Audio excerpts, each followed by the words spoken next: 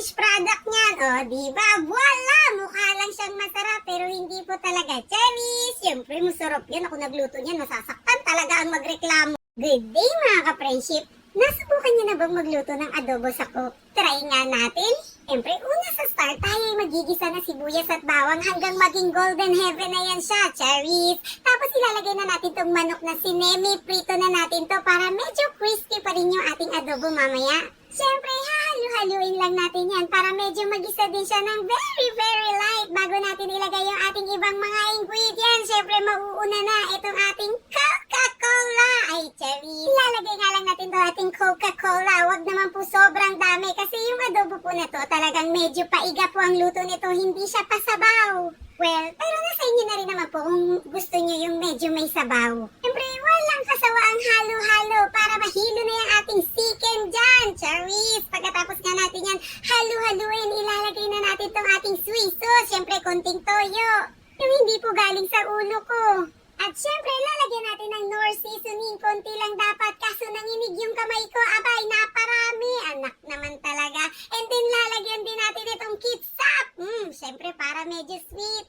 Syempre, kapag adobo, hindi talaga mawawala ang laurel. Lalagyan din natin ng mga ilang hiblang laurel na to. Pang-paaroma din to sa ating adobo. And pagkatapos nyan, lalagyan na rin po natin ng isang kutsarang sugar para naman talagang tamisin ng mga kakain nito. Dahil lutang nga ang lola mo, yung aking pansandok palay, naiwan ko dyan sa loob. Abay, napagkainit na pala. Tapos nung hinawakan ko, agay! Nalapdos naman talaga yung hinlalaki ko. Ang sakit. Pasong-paso naman talaga. Kaya bukas, hindi na muna ako magluluto. Ang sakit talaga ng pagkakapaso. Pagkalagay nga natin ang ating mga ingredients yan, ayan, ihahalu-haluin lang po natin yan. Tapos sasamahan na rin po natin dyan, syempre, ng salt and pepper.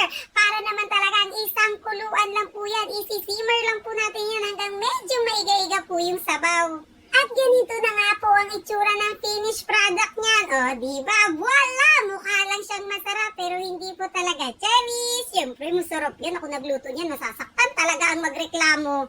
Siyempre, ako na nagluto. Ako na rin ang titikim para naman hindi tayo mapahiya at magreklamo sila kung anong lasa nga itong pinagagawa nating adobo sa kukpang nalalaman. Ay, pero siyempre, ay, swak na swak naman talaga para sa panlasa. Lalo na kung gutom ka, wala ka naman talagang no choice kundi kumain yan.